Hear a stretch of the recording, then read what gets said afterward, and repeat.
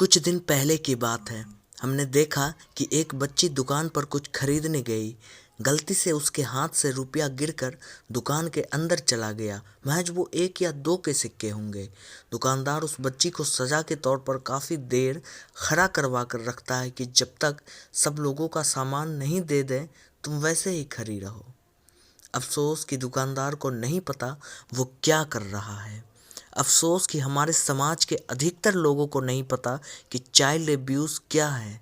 अगर किसी ने दुकानदार का विरोध कर दिया होता तो दुकानदार को सज़ा तक हो सकती थी।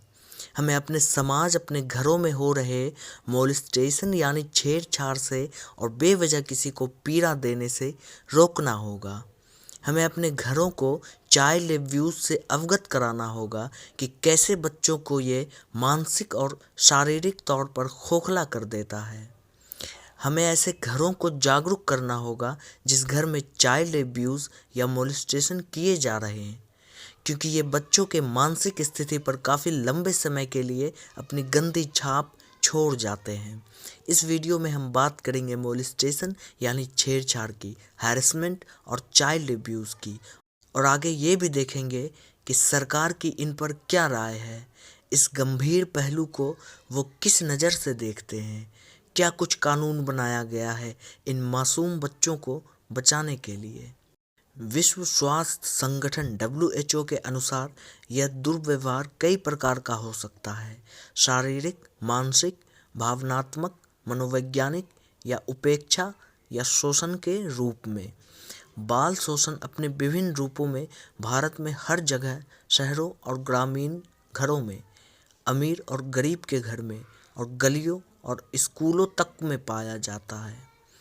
भारत में बाल शोषण अक्सर एक छिपी हुई घटना है, खासकर जब यह घर में या परिवार के सदस्यों द्वारा होता है।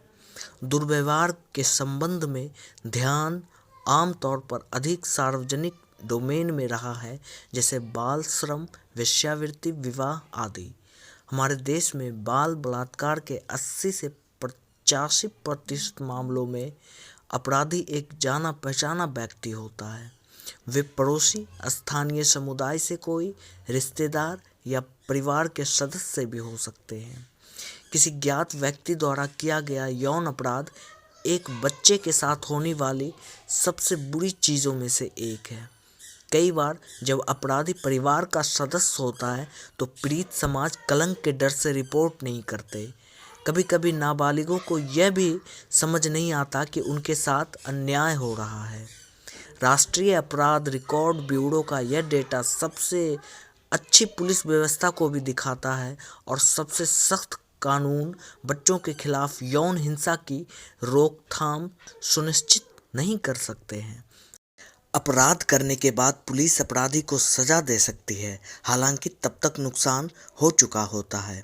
आरोपी को जेल की सजा सालों की कानूनी लड़ाई के बाद मिलती है और शायद ही पीड़ित को आजीवन आघात से निपटने में मदद मिलती है।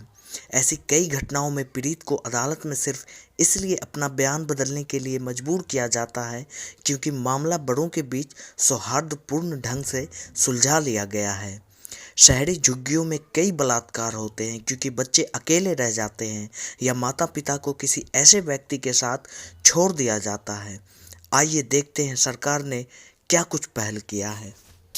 पॉक्सो एक्ट, यौन अपराधों में बच्चों का संरक्षण। पॉस्को अधिनियम 2012 कड़े कानूनी प्रावधानों के माध्यम से बच्चों के यौन शोषण और यौन शोषण के अपराधों को संबोधित करता है। पॉक्सो ई बॉक्स, बच्चों के खिलाफ यौन अपराधों की आसान और सीधी रिपोर्टिंग और अपराधियों के खिलाफ समय पर कार्रवाई के लिए ऑनलाइन शिकायत प्रबंधन प्रणाली। NCPCR, राष्ट्रीय बाल अधिकार संरक्षण आयोग। NCPCR यह सुनिश्चित करता है कि सभी कानूनी नीतियां और कार्यक्रम भारत के संविधान और बाल अधिकारों पर संयुक्त राष्ट्र सम्मेलन में निहित बाल अधिकार परिप्रेक्ष्य के अनुरूप हो। समेकित बाल संरक्षण योजना, सरकार नागरिक समाज भागीदारी के माध्यम से कठिन परिस्थितियों में बच्चों के लिए एक सुरक्षात्मक वातावरण का निर्माण कराते हैं। ऑपरेशन स्माइल जिसे ऑपरेशन मुस्कान भी कहा जाता है, गृह मंत्रालय MHA की एक पहल है जो लापता बच्चों को बचाने पुनर्वास के लिए है। शिक्षा का अधिकार RTI अधिनियम, बेटी बचाओ बेटी पढ़ाओ कार्यक्रम।